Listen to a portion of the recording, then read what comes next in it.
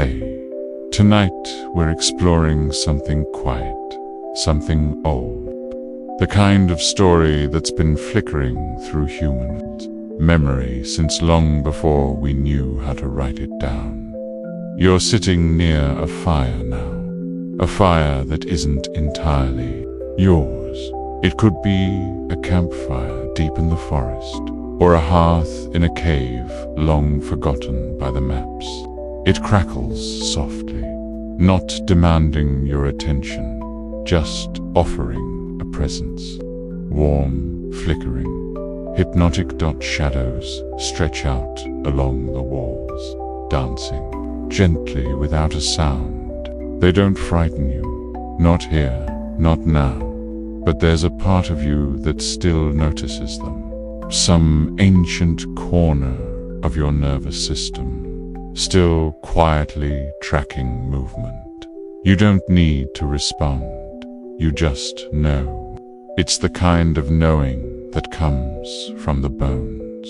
Because long ago, a fire like this wasn't just warmth or light. It pours protection. It was a fragile shield against everything waiting beyond the circle. The cold, the beasts, the unknown. Even today, when you see fire in the darkness, part of you remembers this. Your pupils shrink a little, your shoulders soften, your breath slows.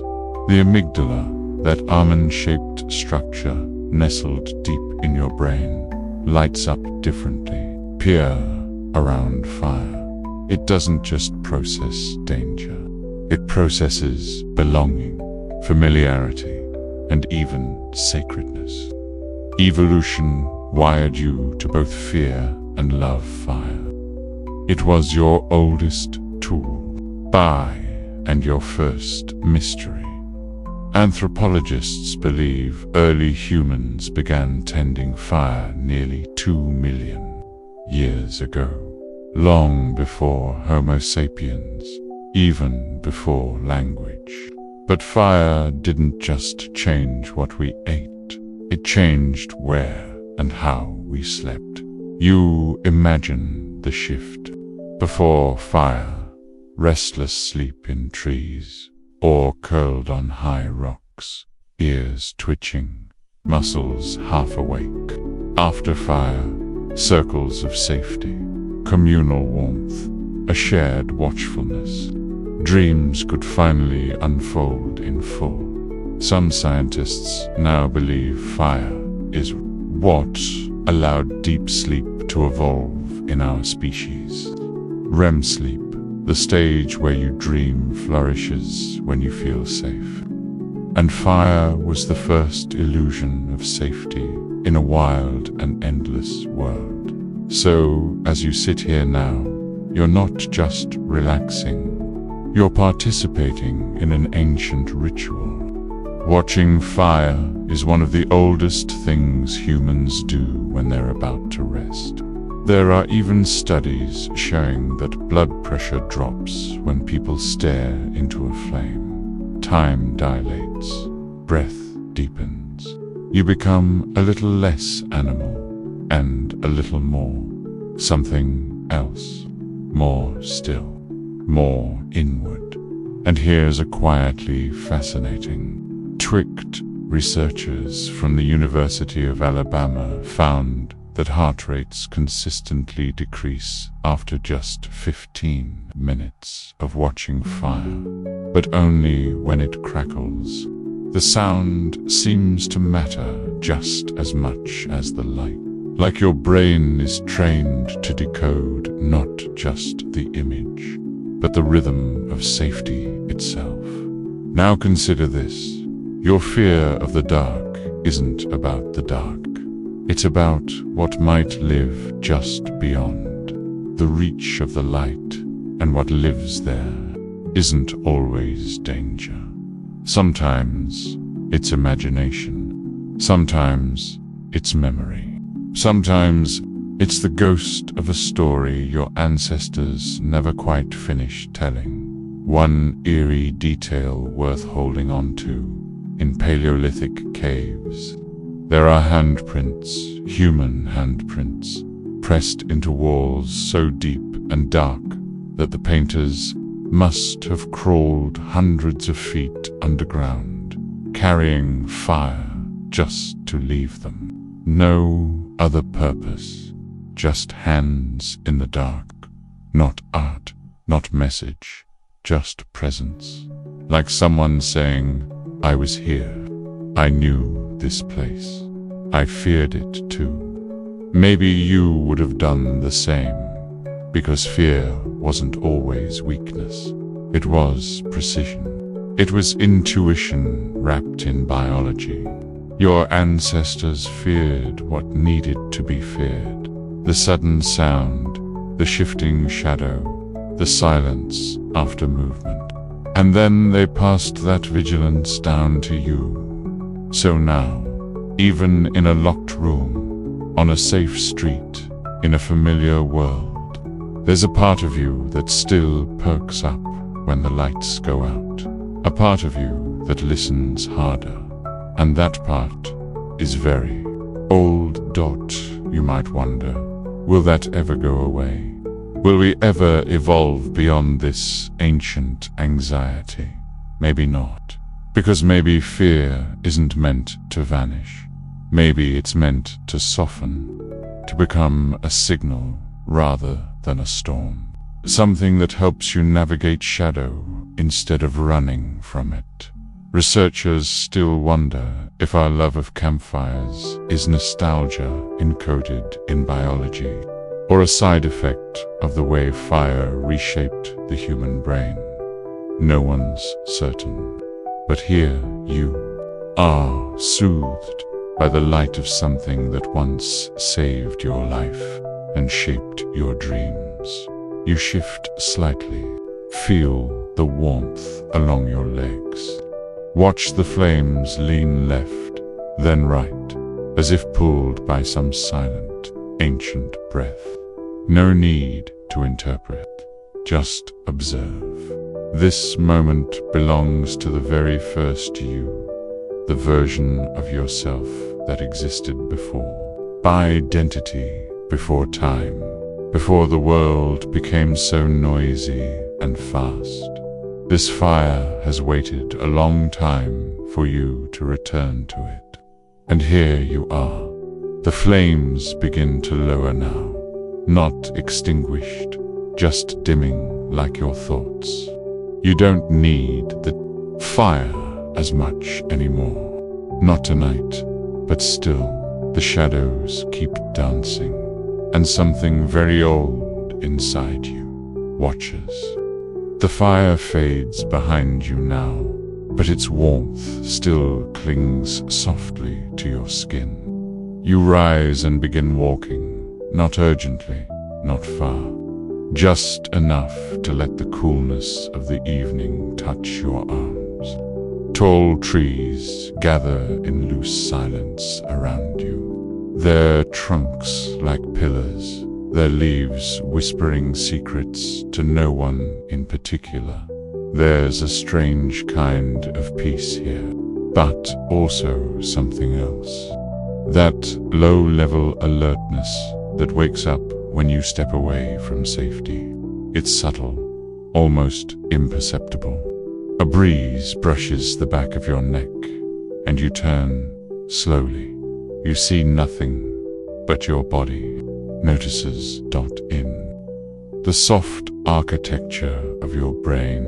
Something old stirs. Your superior colliculus, a structure buried beneath your cortex, begins mapping your surroundings without you asking. It was designed over millions of years to spot the glint, dyes in the underbrush, not human eyes. Predator eyes, even now, in the 21st century. Your visual system is faster at detecting faces, especially faces with forward-facing eyes, than almost any other shape. It's called the threat superiority effect, and it still works. Whether you're walking through a forest or scrolling through your phone in bed. You don't need to know why you feel watched to feel it. Sometimes your body senses before your mind catches up. That slight increase in heart rate, the quiet scan of your environment. It's not panic, it's vigilance. And it's been with you since long before you had a name. There's something quietly fascinating about this instinct. When researchers showed photos of forests to people from modern, urbanized environments, they found a consistent pattern.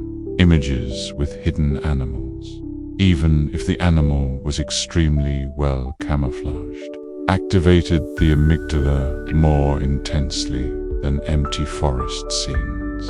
Even when people didn't consciously see the predator, their brains reacted. It's like your neurons have memories older than your memories. You pause at the edge of a small clearing. The moonlight pours in like silver mist. Everything glows, but little. Everything listens. There's a story scientists love to tell about the leopard hypothesis. It suggests that the fear of being watched, particularly from behind, developed because early humans were hunted by big cats. Leopards, quiet, patient, precise. They didn't roar or chase, they waited. And when our ancestors turned their backs, they struck. So now, thousands of generations later, you still feel a little uneasy in the woods when you can't see what's behind you. Even if you know there's nothing there, it doesn't mean you're paranoid. It means you're human. And here's an eerie detail. In the fossil record, anthropologists have found skulls of ancient hominins with puncture marks on the back of the cranium, the exact size and spacing of leopard fangs. They died silently, quickly, without knowing. Maybe your body remembers that. You shift again. The sound of your own footsteps seems louder now. Not alarming, just present. More real than before. What's interesting and still debated is how much of this fear is hardwired and how much is learned. Do babies fear the dark? Some studies suggest they do. Others say it emerges around the same time they begin crawling, when they first leave the safe zone of the caregiver. So maybe fear is a product of independence. Not weakness, but wisdom. Not limitation, but awareness of distance. You glance toward a dense patch of trees. For just a moment, your mind imagines two eyes staring back. But only for a moment. Your body is skilled at this. It's been practicing for thousands of nights.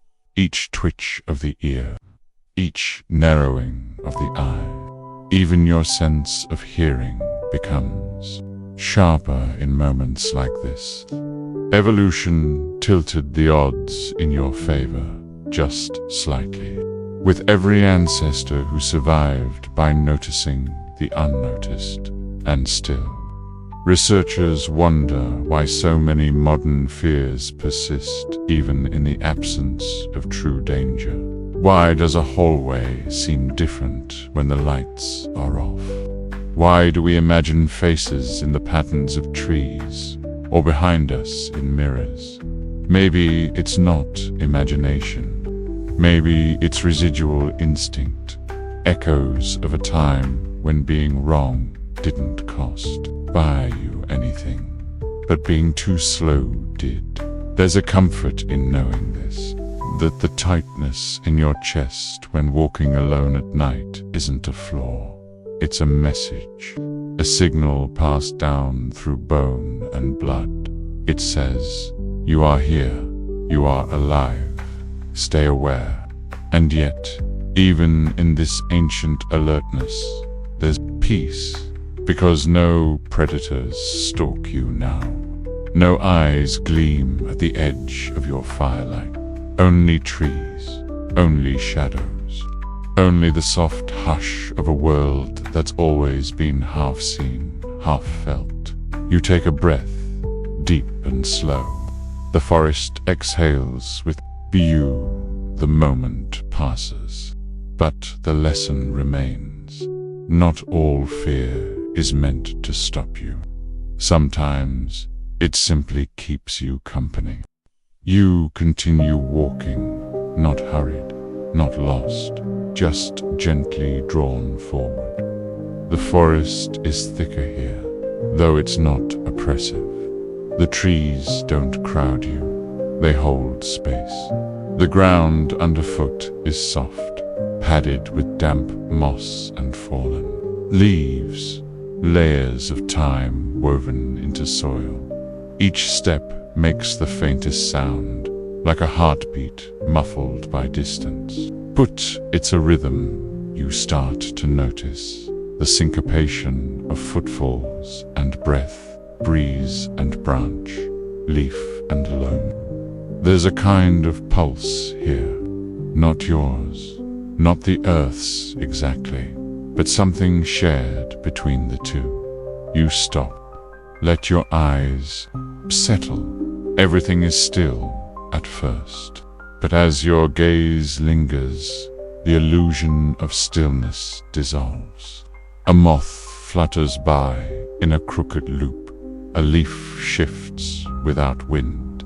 Something tiny scuttles beneath bark, and below it all, something hums. Low, not sound, but sensation. You don't hear it with your ears. You feel it with your bones. This is what some ecologists call the baseline pulse of an ecosystem.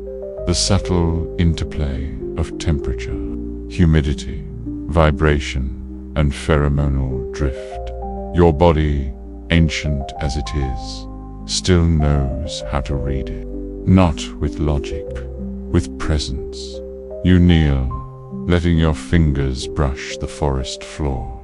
The soil here is damp and cool. It sticks faintly to your skin and smells alive, not just from rot or roots, but from memory. Because this is where fear often begins, not with a sound or a sight, but with a shift, a change in the pattern. Animals know this. That's why deer freeze when the wind changes. Why birds fall silent before a predator arrives.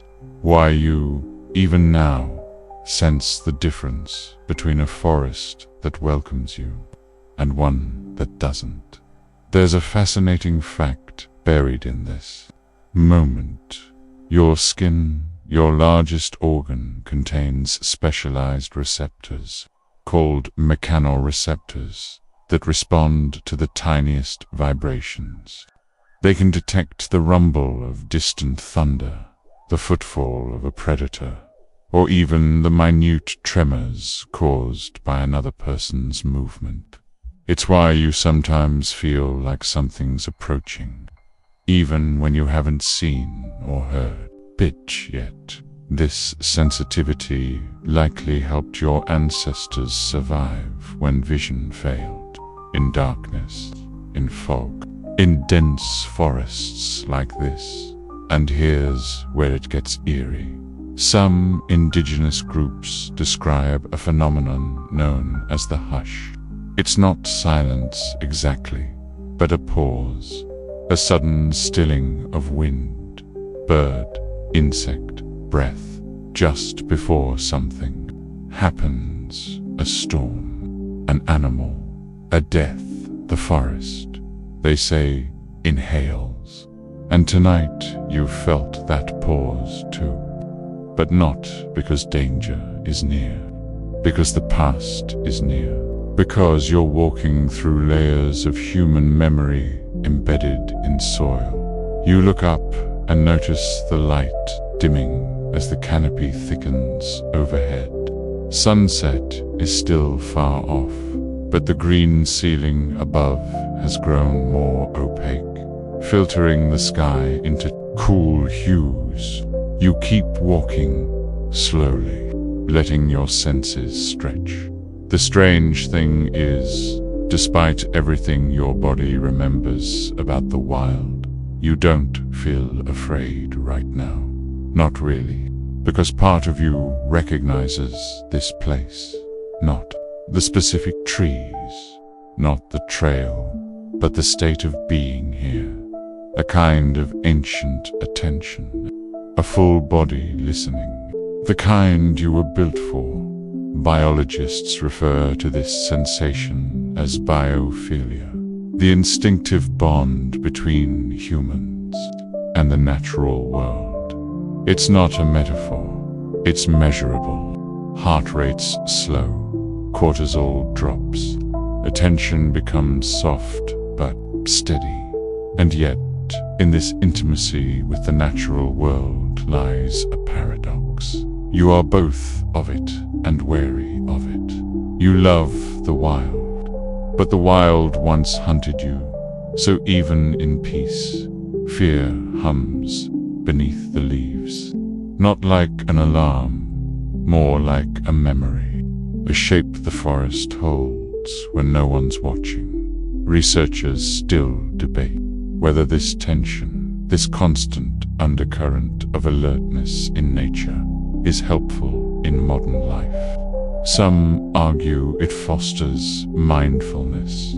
Others believe it deepens high anxiety. But perhaps it does both. Perhaps that's the point. You pause again, noticing a rustle to your right. It's nothing, a squirrel, probably. But your breath catches anyway, just for a second. And then, like exhaling through the soles of your feet, the tension leaves you. You smile, barely. Not because you're amused, but because it feels familiar. To be startled, but safe. To feel alive, and small, and deeply. Seen by a place that doesn't speak, but listens anyway. That's something fear taught you. Not just what to run from, but how to notice, how to pause, how to stay. You stand again, brushing leaf crumbs from your palm. The pulse beneath the leaves continues, even as you move. A rhythm older than your heart beats. A song your ancestors never quite finished humming. But you carry it still in footstep and shiver. In pause and breath, in the silence that listens back. Now the trees begin to thin. The forest, once a living canopy, opens into stones. You step into the mouth of a cave, not grand or jagged, just quietly waiting. Its entrance is low and smooth, like something worn down by time and breath. And you step inside. The air changes immediately, cooler, denser.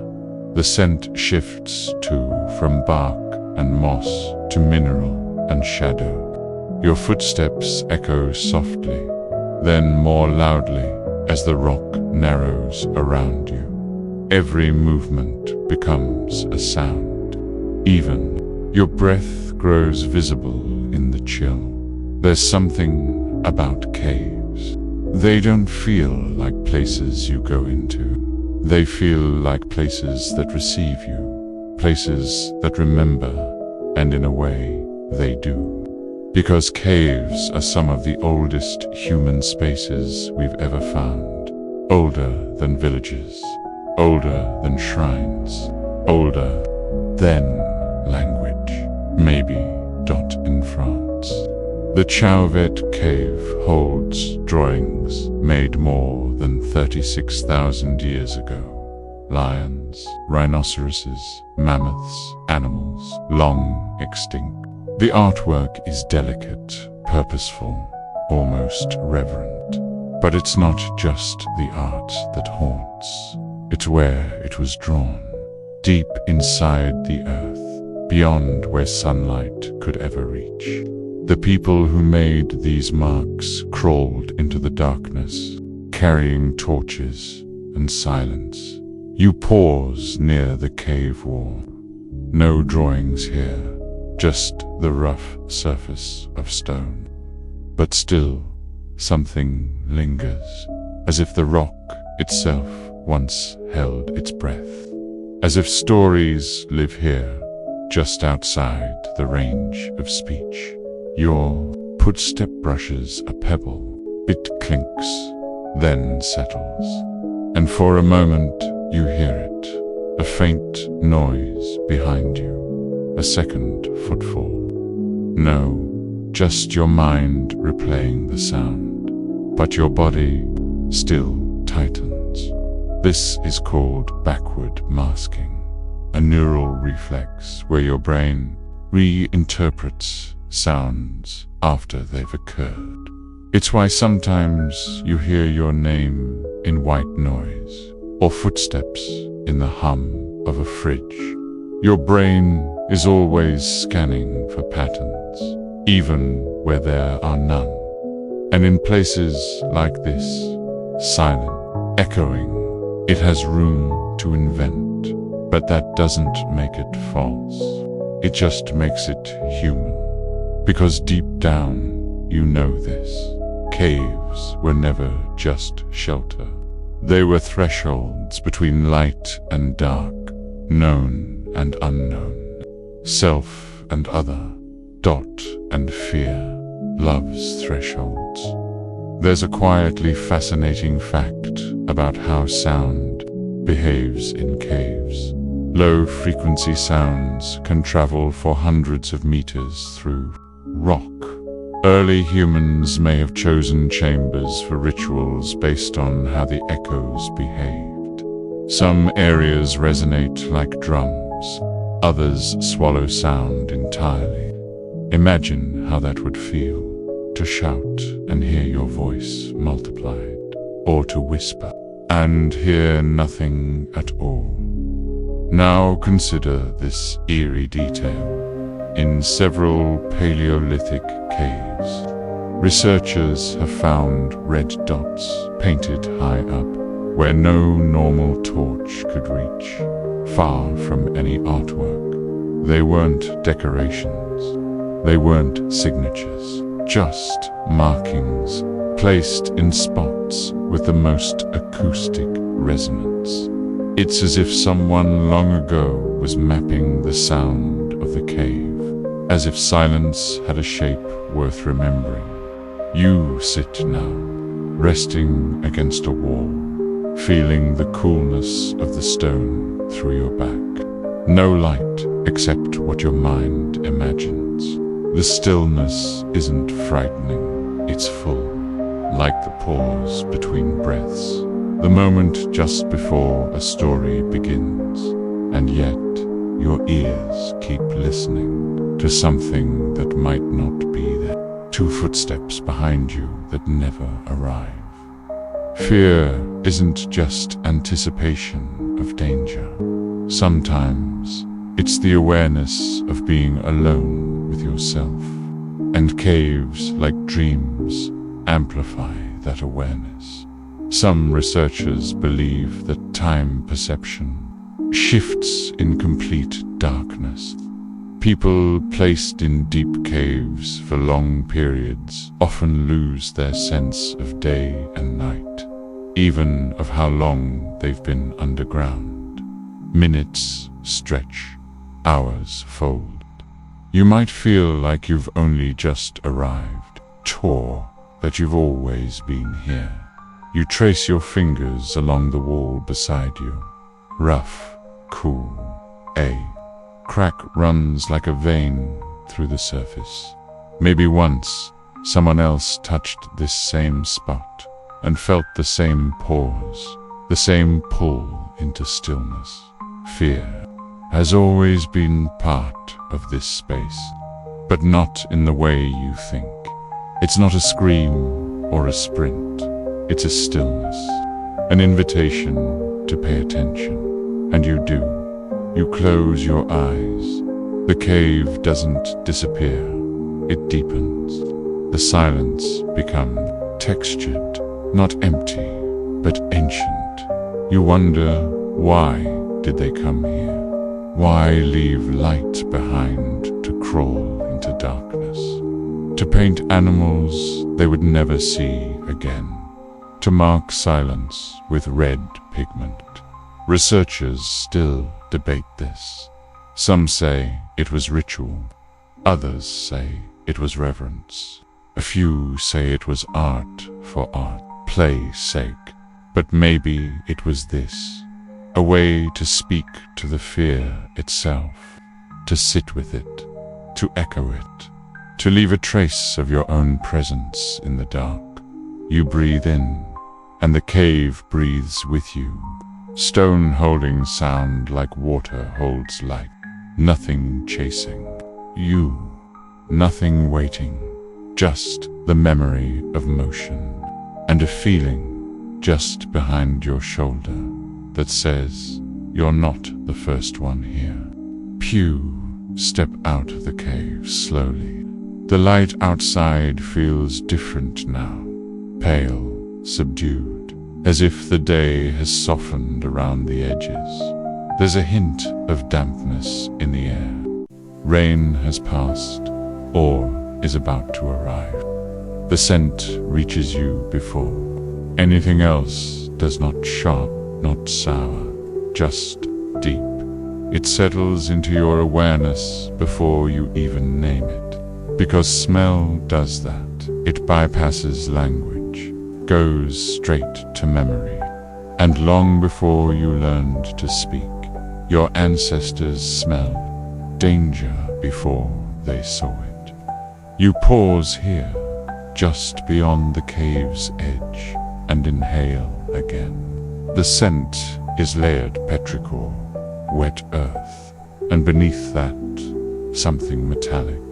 It's faint, barely there, but it makes your heart tick just a little faster. You may not recognize it immediately, but your body does, because the scent of blood, even in trace amounts, is something evolution taught you to respect. There's a quietly fascinating fact about this. The smell of blood, particularly in mammals, contains specific compounds, like hexanol and iron-bound proteins, that trigger alertness in many species, including humans. One study even showed that exposure to blood scent increases vigilant behavior in both predators and prey. Your brain doesn't need you to understand why. It just notices dot, and then there's rain. Petrichor, a word so soft it sounds like sleep. But what it describes is complex, a mix of plant oils, bacterial spores, and the compound geosmin, released when dry earth meets sudden moisture. Humans are exceptionally sensitive to geosmin, able to detect it in concentrations as low as 5 parts per trillion. No one knows exactly why. Some researchers believe it's a holdover from early humans' reliance on fresh water sources. Others think it's tied to migration, to our need to follow storms, rivers, and survival itself. But perhaps it's because rain was often a turning point, a signal that something had changed. You keep walking now, following the path where stone meets soil again. It's narrower here, flanked by tall grass and broken branches. The scent of rain is fading, but the metallic edge lingers. Your body doesn't panic. It just listens harder. Your nostrils flare slightly. Your skin feels more porous. There's an old intelligence in the way you move now. Deliberate, aware. You are, for a moment, like the animals you evolved beside. Not separate, not civilized, just another creature in the storm. And here's the eerie part. In some animals, scent doesn't just trigger memory. It is memory. Deer remember specific predators by scent trails left years before. Rats can detect emotional states in one another's sweat. And human respond to the smell of fear itself. In a study published in Psychological Science, participants exposed to sweat samples from anxious individuals began showing signs of anxiety themselves without knowing why. No words, no context, just chemistry. Your body reads other bodies, even when your mind is asleep. You reach a small clearing. The grass here is flattened, pressed down by something heavy. Maybe an animal, maybe wind. A few drops of water cling to the leaves, and something sharp hangs in the air. Not dangerous, exactly, but charged, like static, like potential. You remember that smell. Not the memory itself, maybe, but the feeling it conjures.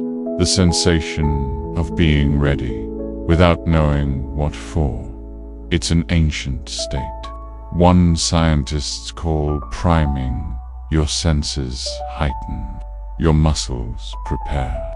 Even your vision subtly shifts, sharpening edges, scanning contrast. But again, there's no threat here, just memory, just echoes. You crouch, fingers brushing the wet grass. It clings to your skin, cool and fragrant. You're not thinking anymore, not really. You're remembering without memories, because scent is the oldest sense, not metaphorically, neurologically. Before your brain had language or vision, it had olfaction. The olfactory bulb, that small almond-shaped cluster near the front of your brain, is directly connected to the limbic system, which processes emotion and memory. That's why smells can bring tears before thoughts, and researchers still wonder why some scents feel comforting while others feel wrong. Is it cultural, personal, or is it something older? A legacy of which plants were poisonous, which animals meant food, which trails led to safety. You rise again, walking now through the thinning grass. A breeze passes. It carries something softer this time, the smell of bark warmed by sun. Safe, simple, like something returning to balance. Fear doesn't always shout. Sometimes it whispers through the nose, a signal more subtle than sight. A memory not yours, but inherited, and just like that, the sharpness fades. The metallic edge dulls. Your heartbeat slows again, but the message remains. You are built to know things you do not remember learning. And scent is the language you've always spoken. Even now, half asleep, long past danger, you still listen through your skin. You walk a little farther. The sky opens above you, quiet and full of cloud. No storm, just the ghost of one. Your shoulders soften. Whatever passed, passed. The trail dips gently downhill now, and your feet follow the path with instinct more than intention. The air is clearer here, rinsed by the passing rain, but warmer to a soft breeze moves through the undergrowth like a hush. And beneath the silence, something stirs. Not a sound exactly, not a voice, more like a sensation behind the ribs just left of your sternum. A heat, a quiet, pulsing ember. It's not pain, it's not fear, but it's old, older than memory, older than you. This is the fire your ancestors carried, the one that never went out. Before language, before tools, before even the first flick of flame. There was the sensation that something lived inside you that did not want to die. You feel it now, flickering beneath the surface. Call it instinct, call it a soul, call it biology. It doesn't care what name you give it. It only wants to survive. And here's the strange thing. This fire was never yours to begin with. It was passed down from mothers to children, from broken-backed hunters to newborn infants, from frightened gatherers crouched in the dark hoping. The eyes in the forest weren't hungry. This warmth, this will, is not personal. It is communal, a shared inheritance. Scientists call it the self-preservation drive, and it's one of the most mysterious functions in neurobiology. It doesn't reside in one place in the brain. There's no single organ for wanting to live. Instead, it's diffuse, a network of chemical signals, subconscious reactions, and primal calculations that govern your decisions before you even think them. You feel it when you flinch. You feel it when you gasp. You feel it when you wake from a bad dream and don't remember why. But more curiously, you feel it when someone else is in danger, too. Your nervous system isn't just wired for your survival. It's wired for others. Mirror. Neurons.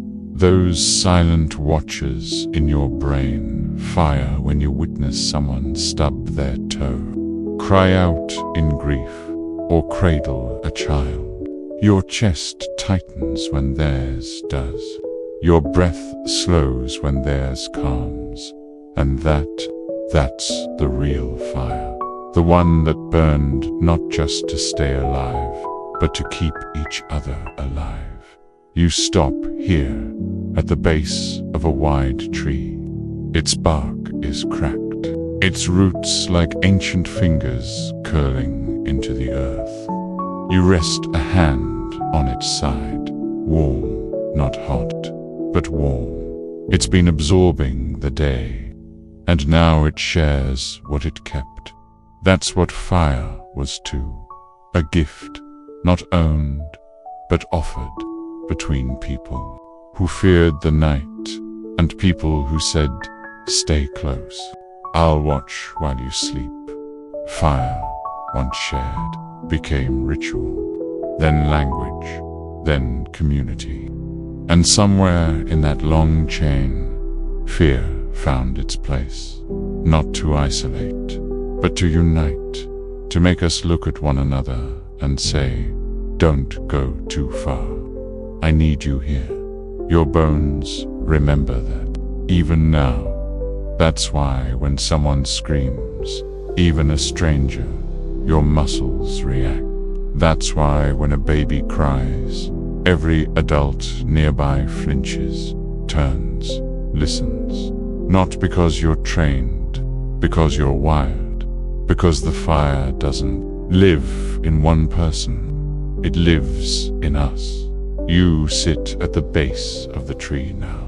The ground is damp, but you don't mind. The forest is quieter here. No wind, no birds, just breath and warmth inside you. That ember still glows. Not dramatic, not wild, just enough to keep going. Just enough to stay here. You close your eyes, and for a moment, you imagine all the people who came before you. Not just family, but the ones who didn't survive, the ones who did, and the ones who made it just far enough for you to happen. That's the eerie beauty of it. Every breath you take is a result, a product of every ancestor who flinched, ran, stayed, fought, loved, whispered, warned. You are not here because of luck. You are here because of choices made by people who never knew your name. And now it's quiet, soothing, still, but inside, by you, that flicker remains, and it always will, even in sleep, even in dreams. Because your bones don't just carry calcium, they carry memory and fire. You are more ancient than you feel. Sleep settles over you like mist on the forest floor, thin, weightless, quiet. You're not quite gone, but you're no longer fully here. You hover in that liminal space, between thought and non-thought, between sensation and surrender. Pinned behind your eyelids, the first dream begins. It starts slowly, familiar shapes, a room you once knew, the outline of a loved one's face that may not be real. And then a strange thing happens. The floor vanishes, the light flickers, the dream shifts. You are falling, you are chased, you are alone, and your heart pounds in your sleeping chest as if you were still awake. This night terror, this breathless plunge into panic, is not a glitch in your biology. It's training. Scientists call them threat simulation dreams, a deeply ancient system your brain uses to rehearse fear. Think of it like fire drills for your subconscious, a test of your reactions in the dark. So, when the real danger comes, you're already prepared. The amygdala, the almond-shaped processor of fear, stays surprisingly active during REM sleep, even though your body is paralyzed and your senses are muted. Your emotional brain keeps running its simulations. You relive the chase. You scream silently. You leap from high places. You watch the ones you love disappear again and again, night after night, and still you wake up. Still you survive. Why would the brain do this to itself? Because fear isn't always the enemy. Sometimes fear is a teacher, and dreams are the classroom. In the dark hours of sleep, your brain can test scenarios too awful to face while conscious. What if I fail? What if I'm left behind? What if I lose them? And in dream logic, you do. You fail. You fall. You die. But then you wake, and the brain learns something essential. You made it through, even in dream death. You rise again. And so, the terror fades a little. The next time it visits in waking life, you are not new to it. You have met its shadow. You have danced with it in your sleep. Strangely, this may be why people who experience vivid nightmares often become more resilient. They've rehearsed chaos, and in doing so, they've built maps, not just of places, but of emotions, of what it means to feel afraid and survive it. So when the real world shakes, when grief knocks, when loneliness grows teeth, when your life slips sideways, you find you already know how to move, because your brain, in all its ancient wisdom, has been practicing. You shift in your sleep now. Maybe you twitch, Maybe a soft sound escapes your throat. But you are safe. The body knows. The forest knows. And deep within the hollows of your skull, your neurons fire their silent fireworks. Rewriting your relationship to fear, you are not avoiding the dark. You are exploring it, learning its shape, mapping its edges. And when morning comes, you will have earned something wordless. A little more strength, a little less startle, a little more room inside your ribs for breathing. Because you are not a blank slate. You are a rehearsal in motion, and dreams, no matter how strange or cruel, are just the brain preparing you to live.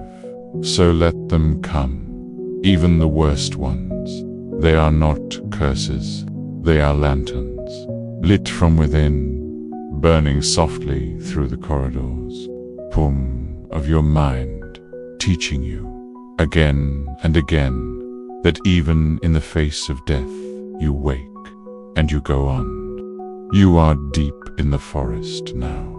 The trees are no longer trees. They are sentinels, tall, unmoving, heavy with time. Their bark holds memories older than language.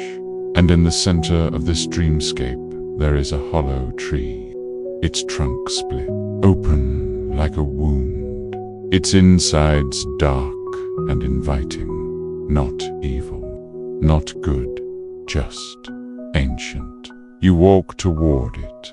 Each step is soft pine needles, wet leaves, the hush of moss underfoot. Even your breath feels quieter here, as though the air knows it must not disturb what sleeps beneath Dot. And inside the hollow, there is a sound. Not a voice, exactly. Not words, but not silence, either.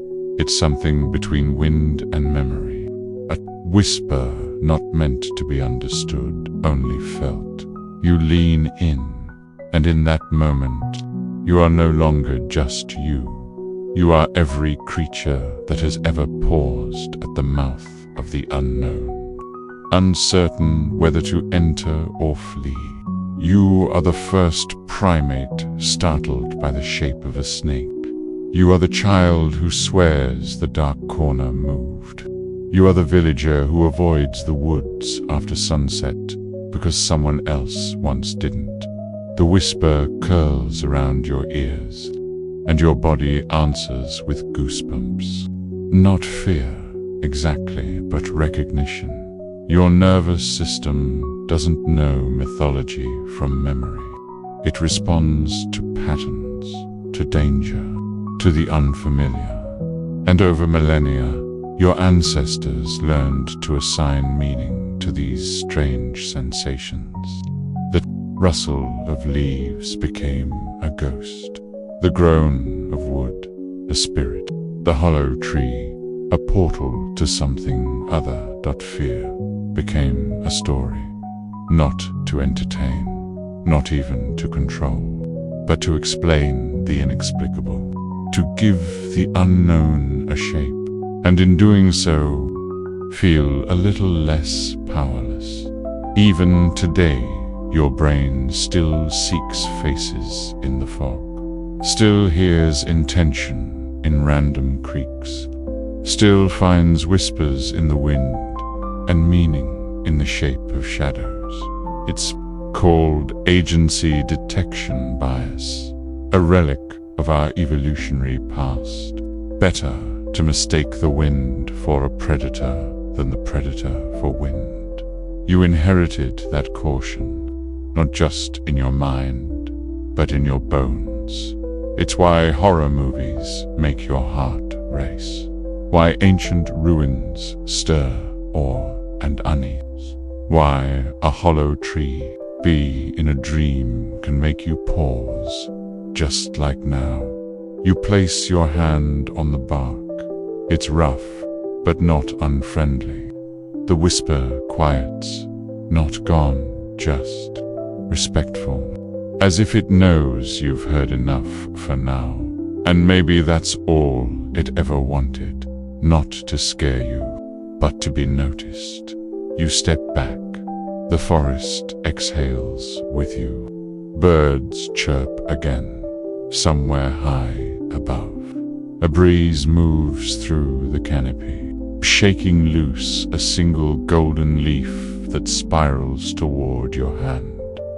You are awake in the dream, and the dream is awake in you, even when your eyes open again, even when the sun is warm on your skin. You will still carry this place, this whisper inside you, because fear is not always a scream. Sometimes it's a reminder that there is more to the world than you can name, more to yourself than you have met, and somewhere inside you, in the marrow, in a reflex, in the story you are still telling yourself, a tree still waits, hollow, ancient, listening, ready for you.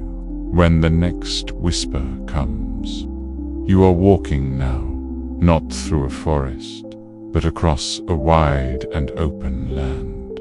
The sky is pale, almost white.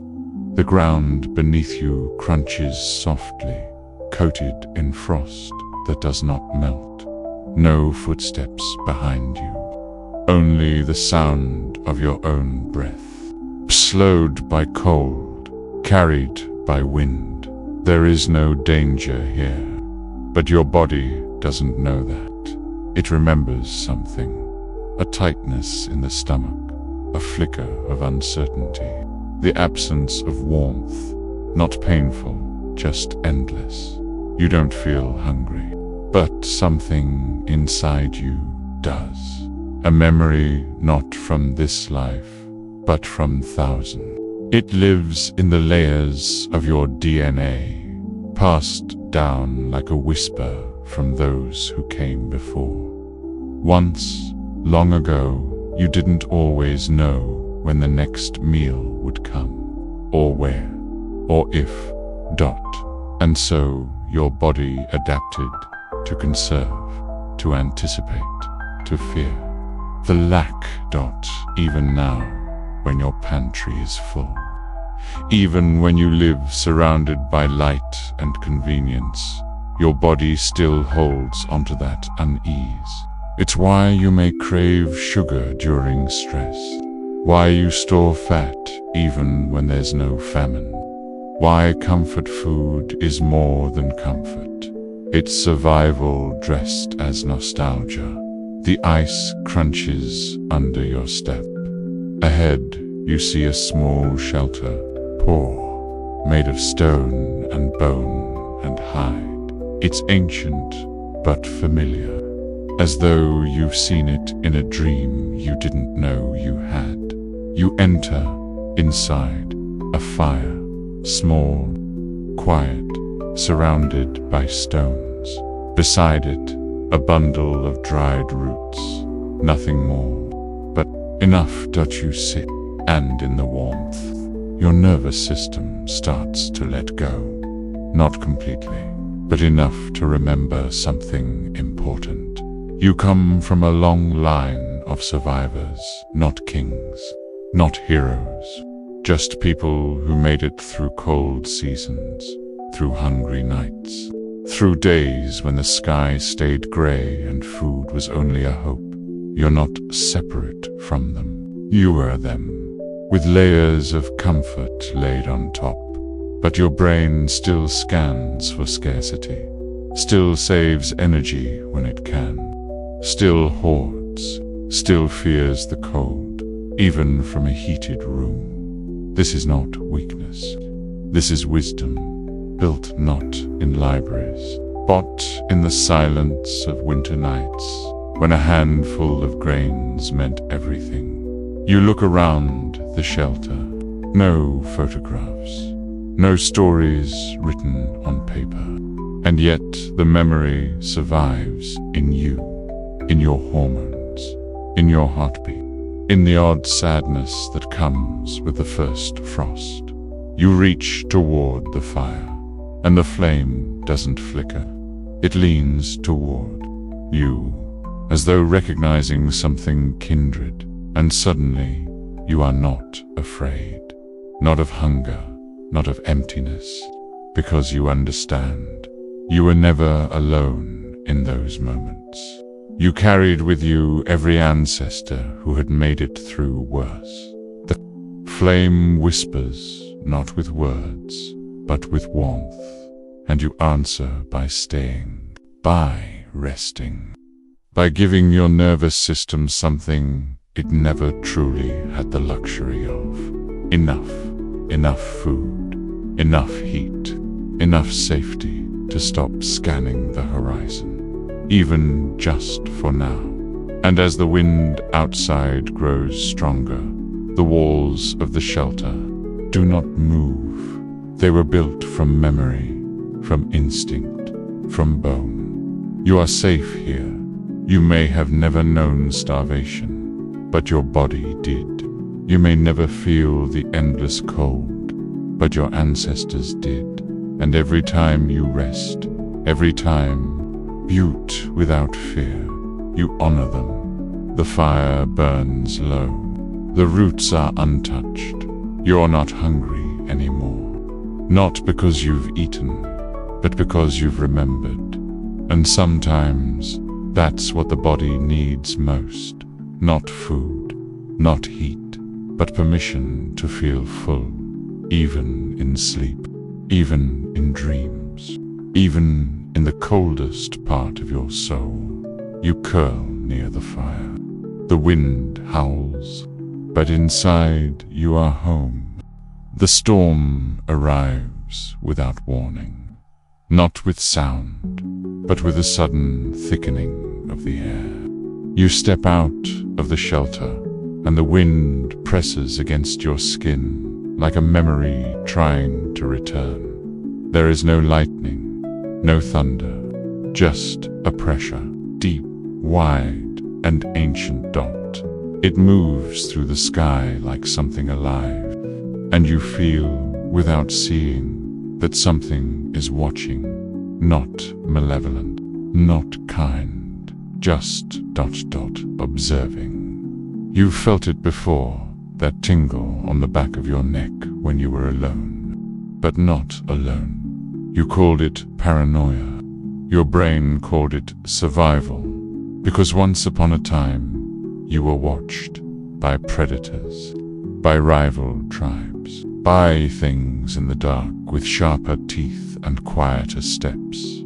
And now, thousands of years later, your body still reacts, still listens for patterns, still checks shadows. It's not silly, it's not superstition. It's what kept your ancestors be alive when being wrong meant dying. So when you feel fear without cause, pause before you dismiss it. Because fear was never designed to be logical. It was designed to be early. You walk into the wind, and the trees bend in unison, as if reacting to the same unseen signal. And then you see them, shapes in the distance, figures standing still in the swirling fog, tall, unmoving, unblinking. They are not human, but they are not beasts either. They are patterns your mind almost recognizes, like the faces in dreams or the feeling that someone has just spoken your name in an empty room. The watchers, you don't know if they're real, but your bones do. Your spine straightens, your breath shortens, your eyes narrow. These aren't monsters. They're memories of monsters. They are the reason your pupils dilate, the reason your heart races at sudden noises, the reason you check behind you at night even when you're safe. They are the echo of 1,000 nights when someone didn't come home. And now, in this dream, in this cyan-straped lullaby, you can finally face them without running. You take a step forward. They do not move. You take another. Still, still, still silent. The wind howls louder now, but you keep walking, not out of courage, but because something deeper compels you, something inherited. As you approach, you realize they are not watching you. They are watching over you, not guards, not ghosts, but the imprints of ancient instincts, waiting to be seen, waiting to be acknowledged. And when you finally stand among them, they dissolve not into mist, but into understanding, and in their place, a silence so profound, it becomes a kind of sound. Your body relaxes, not because danger is gone, but because the need to prepare is gone. You have stared into the eyes of what once hunted you, and you did not flinch.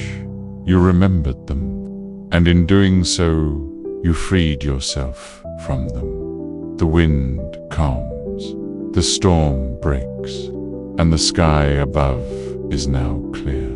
Not because you changed it, but because you saw it fully. No more running, no more shadows, just you and your awareness. And the long, strange story written in the marrow of your bones. You turn back toward the shelter, and this time you're not afraid to walk slowly. There is a sound, not loud, not sharp, but deep, so deep that you don't hear it with your ears. You feel it in your chest, in your teeth, in your spine. It's the kind of sound that makes infants cry before thunder even arrives. The kind that pulls birds from the sky and makes deer lift their heads all at once, frozen by something unseen. You are in a quiet room, or maybe a field, or maybe it's just the space behind your closed eyes. It doesn't matter, because the sound is with you now. A low-frequency memory, a prehistoric vibration, the kind your ancestors felt long before language, before reason dotted, is the sound of survival. And strangely, it isn't threatening. Not anymore. Because now, for the first time, you are listening to it, without running from it. You remember something strange. That the bones in your inner ear, the mollius, incus, and stapes, are nearly identical to those found in creatures. Bet walked the earth over 300 million years ago. That the structure of sound, of vibration, of alertness, has barely changed in all that time. That means the feel of fear, its signal, its source is older than mammals, older than trees, older than the stars we now call familiar. So when you flinch at sudden thunder, when your heart skips at the creak of a door, when your breath catches at footsteps in the dark, you're not weak. You're remembering every time you were startled, and someone told you to calm down. They didn't understand. You weren't just reacting. You were echoing something old, something buried, something in your bone. You lie down on cool grass, real or imagined, and feel the earth hum beneath you. And there, in the soil, is the same frequency. Animals know it. Children feel it. You remember it, and suddenly you wonder, what if fear isn't just a signal of danger, but a signal of connection? What if that tightness in your chest isn't just self-preservation, but communion with all those who also felt it, who also survived it? What if fear is another form of remembering who you are. Your hands rest on your ribcage. You feel the slow rise and fall, bone beneath skin, firm, and inside each rib, millions of tiny cells passing messages, chemical, electric, ancient dot. They carry no language, only patterns, rhythms, a kind of wordless wisdom passed down not through stories, but through structure. Fear isn't noise. It's not chaos. It's a shape, a signal, a reminder that something, somewhere deep inside, still cares if you live. The wind changes. You don't flinch this time. You recognize the vibration. It's just your body checking in. It whispers. You are here. You are aware. You are safe enough to sleep. And for the first time, you accept it. You thank your ears, your ribs, your vertebrae, not for being perfect, but for carrying the messages your ancestors couldn't speak. For remembering what you forgot. You close your eyes again, and this time, the echoes don't frighten you. They rock you to sleep, like a lullaby written in the language of bones. You're walking across open ground now. The trees are far behind you, and in every direction, stillness. No movement, no wind, not even birdsong. Just silence, wide and unbroken, like a sheet of glass laid gently across the earth. It is not peace, not yet. It is the silence after the hunt. Your breathing is slow, measured, but your body is alert, not with panic, but with readiness. Because even though the hunt is over, your system doesn't know that yet. It takes time for the ancient machinery of the nervous system to come down from high alert, to stop scanning, to stop replaying the scene, to stop listening for footsteps that never follow. Dot in the deep past. Survival meant being sure, not just of escape, but of silence, true silence. You lie down in a clearing, not because you feel safe, but because you want to understand, to observe how even now, your muscles refuse to fully loosen until the air has been still for long, enough to convince your bones. You begin to notice details, the twitch in your calves, the invisible pressure behind your ears, the way your tongue rests against your teeth as if ready to clamp shut in a heartbeat. None of it is random. None of it is weakness. This is the afterglow of a survival system that has worked for millions. Reviews, you remember something, that the brain does not distinguish clearly between real threat and imagined danger. That it would rather err on the side of caution than risk being wrong. And that means, sometimes, your fear outlives the danger. It continues on like an echo, bouncing off the walls of your mind, long after the predator has gone. That's what this moment is. The echo, the silence after the adrenaline, the hush that follows the run.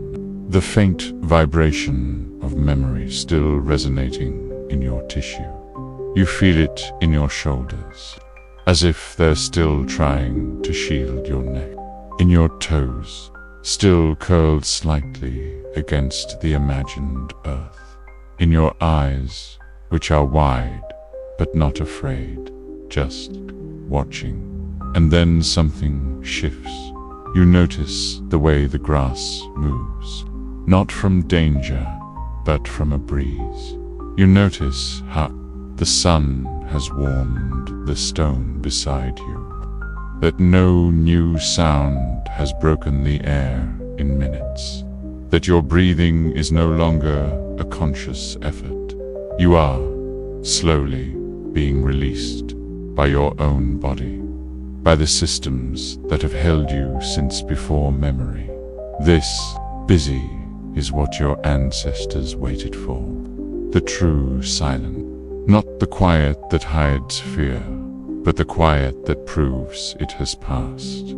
It is this stillness that signaled to early humans, you may eat, you may rest, you may rest, you may sleep, and this stillness is in you, waiting to be trusted again. So tonight, as the light fades and your muscles unclench, do not rush it. Let your bones receive the message. Let the quiet become a rhythm. Let your breath sink with the breeze, because the silence after the hunt is not empty. It is full of permission. Permission to stop running, to stop watching, to stop fearing. And at last, to let go. Your pulse slows. Your jaw softens. You blink once, and the clearing fades. In its place, only darkness. But this darkness holds no predator, no pursuit, no punishment, just a sky wide. Enough to hold your breath as you drift ever downward, down into the hush your ancestors dreamed of. Down into the quiet they rarely had time to reach. And in that stillness, there is nothing left to do, nothing left to prove. Just one sound remains, your heartbeat, steady, ancient, unhunted. You are warm now. The chill of the forest is gone. You're curled beside an ancient fire that's been burning quietly inside your mind.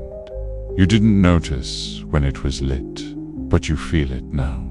The glow behind your ribs, the softness in your stomach, the flicker at the base of your spine. It's not a fire made of flames, not the kind that destroys. This is the kind that remembers. It remembers when your ancestors huddled near embers beneath the stars. It remembers when shadow and predator kept close watch just outside the firelight. It remembers the whispered stories, the silent prayers, the long hours of stillness waiting for dawn. And it remembers what came after, that even the strongest fires eventually burn down to ashdod. That warmth is temporary, that the crackle turns to quiet, that every flame must soften into a slow, glowing surrender. And you are surrendering now, not from defeat, but from release. The fire in your bones no longer needs to protect. It has no predator to warn off, no signal to flash, no shape to hold. You feel it settling, the soft descent from heat into glow, from glow into warmth, from warmth into rest. This is how it has always been. The earliest humans learned that fire was more than protection. It was also peace.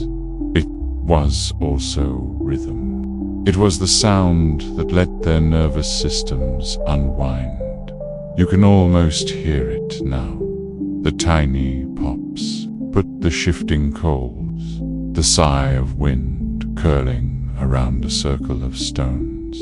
Some part of your body, maybe your spine, maybe your fingers, still holds tension. That's okay.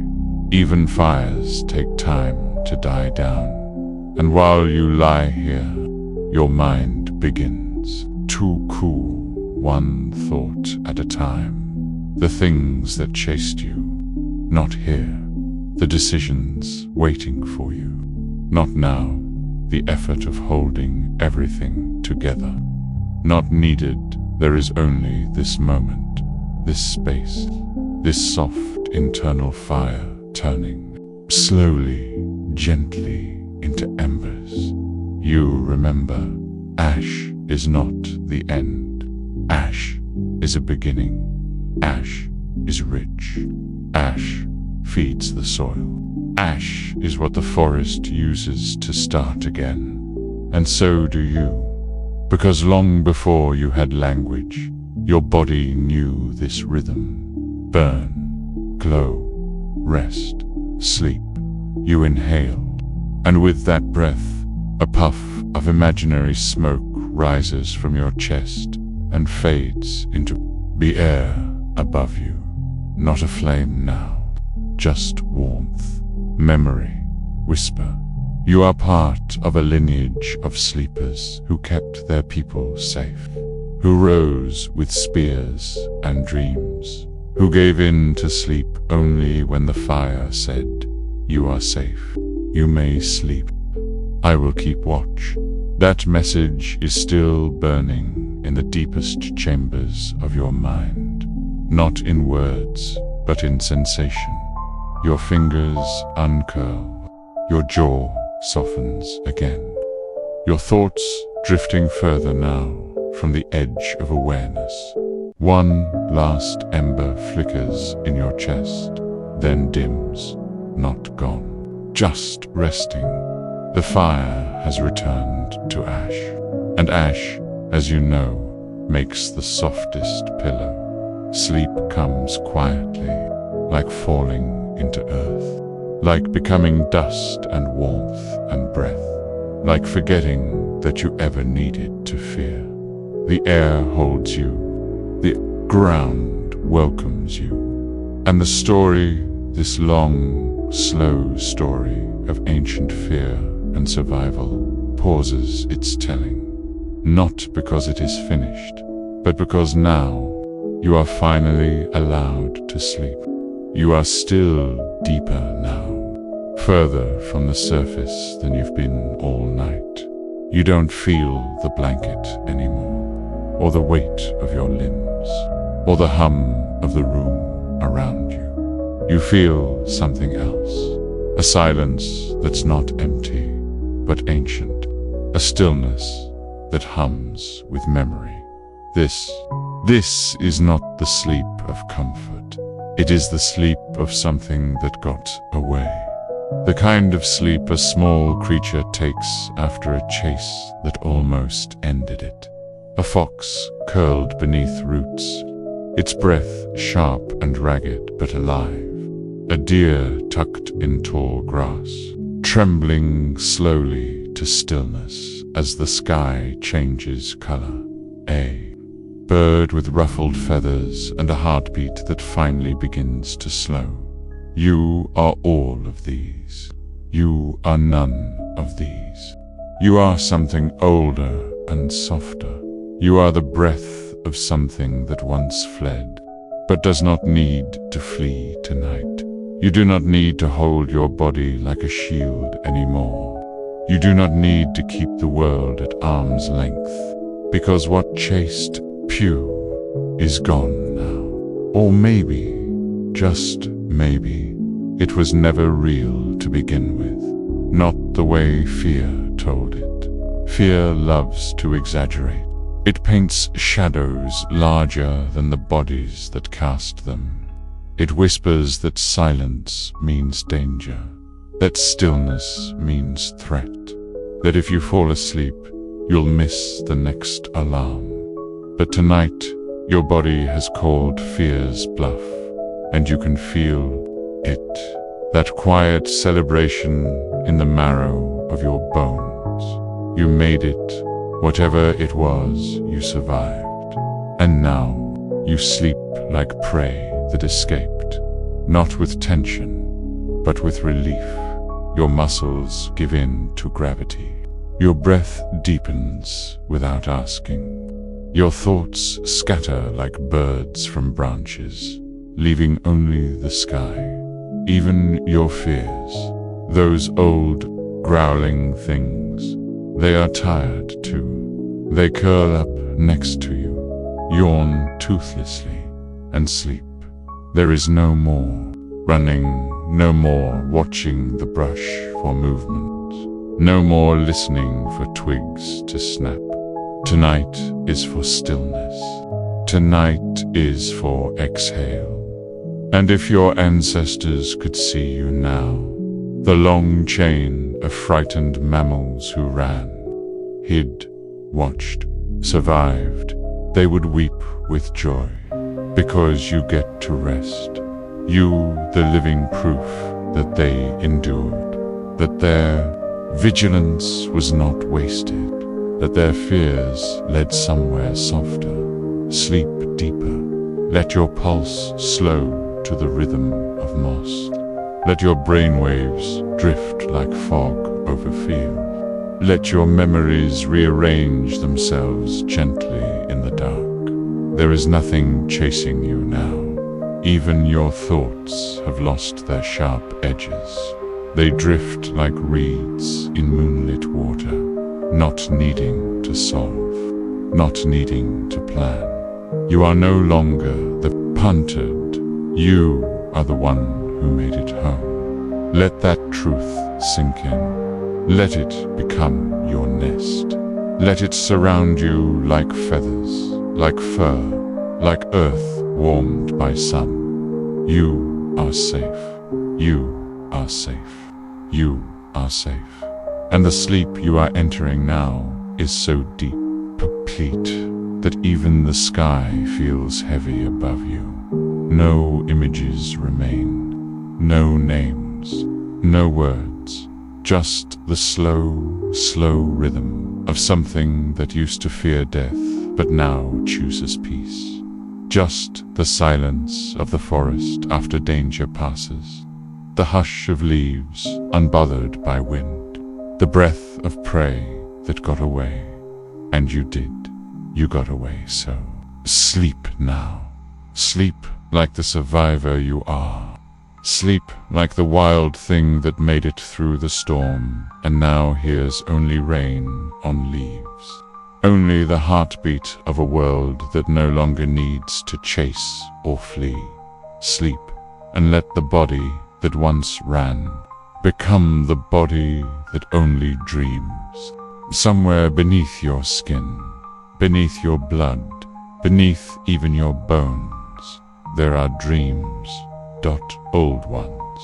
Not the kind made of words or wishes, not hopes for success or longing for love. Not even the dreams that play like silent films behind. Your eyes know these dreams are older than that. They were never spoken aloud. They didn't need to be. They are made of rhythm, of echo, of instinct. They are buried like fossils in the architecture of your spine. Your skull still remembers the shape of moonlight through the trees. Your ribs remember the swell of breath while hiding from thunder. And your pelvis, that ancient cradle of motion, remembers what it meant to walk through grasses tall enough to whisper.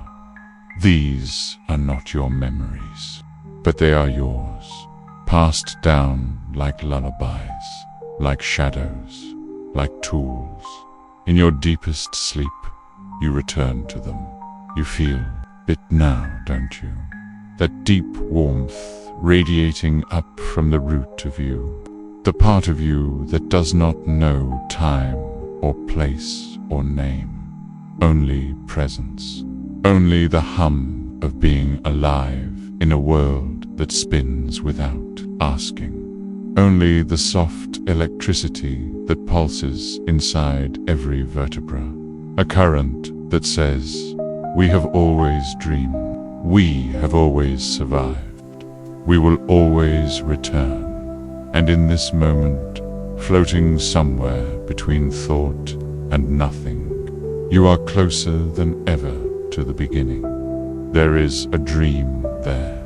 It does not look like a story. It does not speak in images.